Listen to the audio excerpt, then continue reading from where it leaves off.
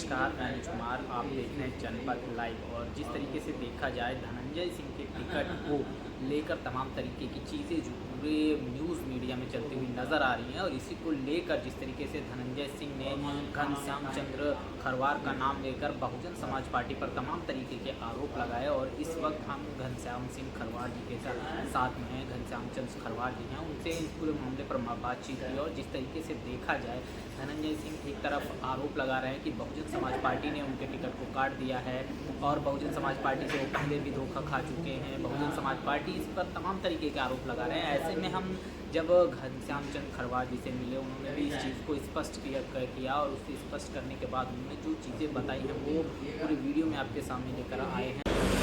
हमारे साथ बहुजन समाज पार्टी के वाराणसी मंडल के कोऑर्डिनेटर घनश्याम खरवार जी हैं। सर, आज एक प्रकरण हुआ है जिसमें जौनपुर सीट से जो टिकट वहाँ से श्याम सिंह यादव का हुआ है, श्री कला सिंह जो धनंजय सिंह की धर्मपत्नी थी, उनका टिकट बदला गया है। उसको लेकर धनंजय सिंह तमाम आरोप लगा रहे हैं कि उनका टिकट काट दिया गया है और बसपा ने दबाव में उनका टिकट काटा है। तमाम अन्य आरोप लगा रहे हैं। इस पर आप क्या कहना चाहेंगे? आपका नाम लेकर भी उन्होंने काफ़ी सारी चीज़ें कही हैं। श्री धनंजय सिंह जी का जो आरोप है निराधार है, बिल्कुल असत्य है।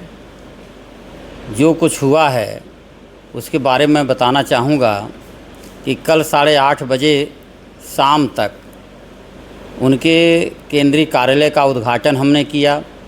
बहुत देर तक हम लोग बैठे रहे, प्रेस के लोग भी रहे, और प्रेस के सामने हम लोगों ने पूरी मुस्तैदी से इस बात को रखा कि श्रीमती श्री कला जी का टिकट फाइनल है। और जैसा कि कल दिन भर सोशल मीडिया पे और सब जगह ये अफवाह आ रही थी, हम लोगों ने उनसे 5 बजे लगभग 1.5 घंटा हम लोगों ने बातचीत किया। हमने बल्कि कहा कि आपके ऊपर कहीं किसी प्रकार का दबाव तो नहीं है, आप चुनाव में बैठ तो नहीं जाएंगे, आप अपना पर्चा वापस तो नहीं लेंगे। उन्होंने, उनकी पत्नी भी साथ में थी, दोनों लोगों ने बच्चों की कसम खाई और कही कि हम किसी भी हालत में पीछे नहीं हटेंगे और चुनाव लड़ेंगे।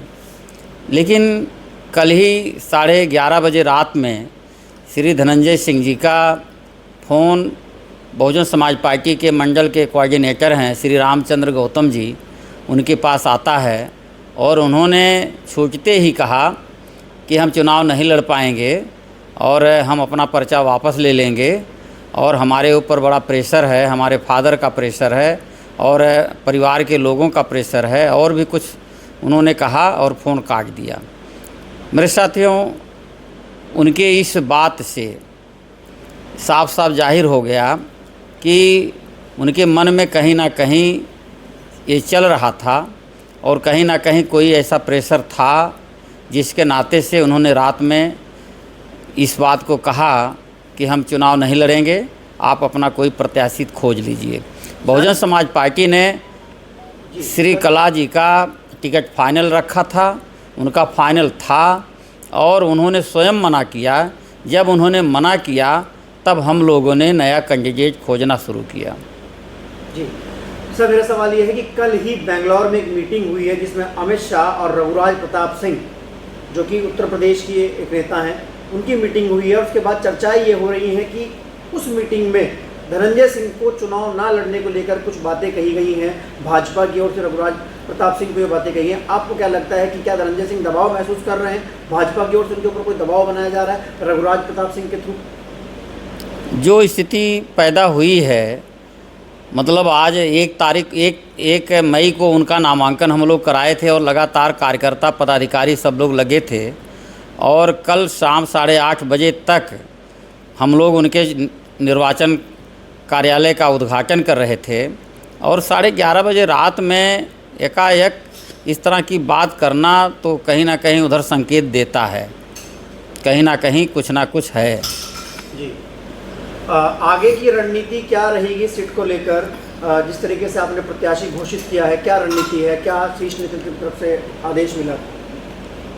आदरणीय बहन कुमारी मायावती जी, जो बहुजन समाज पार्टी की राष्ट्रीय अध्यक्ष हैं, हमारी नेता हैं, और उनके आदेश के पालन में हम लोगों ने जो बहुजन समाज पार्टी से सांसद हैं श्री श्याम सिंह यादव जी को हम लोगों ने आज उनका पर्चा दाखिल कराया और उनका नामांकन कराया। और हमें पूरा विश्वास है जिस तरीके से 2019 में बहुजन समाज पार्टी से श्याम सिंह यादव जी लोकसभा में पहुंचे थे, ठीक उसी तरीके से 2024 में भी श्याम सिंह यादव भारी मतों से चुनाव जीतेंगे। सर, धनंजय सिंह ने एक आरोप और लगाया कि वो 3 बार पहले भी बहुजन समाज पार्टी से धोखा खा चुके हैं। उन्होंने अपनी धर्मपत्नी को आगाह किया था, जब टिकट उनको दिया गया वो जेल में थे, उनसे कोई संपर्क नहीं हुआ और बसपा के पदाधिकारियों ने श्रीकला सिंह को अप्रोच करके उनका टिकट किया और वो लोग, उन्होंने कहा कि मैं पहले भी 3 बार धोखे खा चुका हूँ, मुझे भरोसा नहीं था, मैंने अपनी पत्नी को भी आगाह किया था। ऐसी बात, ऐसे आरोप उन्होंने लगाए। उनके आरोप ये निराधार है। उन्होंने बिना उनके राय मशवरा के श्रीकला जी प्रत्याशी नहीं बन सकती। वो एक महिला हैं और उनके कहने पर ही हम लोगों ने मान्या बहन जी से मुलाकात कराई और मान्या बहन जी से उन्होंने बड़ा रिक्वेस्ट किया कि हमें चुनाव लड़ा दीजिए और तब जाकर के उनका टिकट फाइनल हुआ है। सर, अभी एक हाल ही में कुछ दिनों पहले जब ये टिकट हुआ उसके बाद धनंजय सिंह को बेल मिली। क्या कहीं इसमें कोई किसी तरह की कोई आपस में कोई बातचीत तो नहीं हुई कि बेल के बदले वो चुनाव ना लड़े, उन्होंने अपना नामांकन वापस किया? इस संदर्भ में मैं कुछ नहीं कह सकता क्योंकि ऐसे सब बातें मुझे जानकारी नहीं है।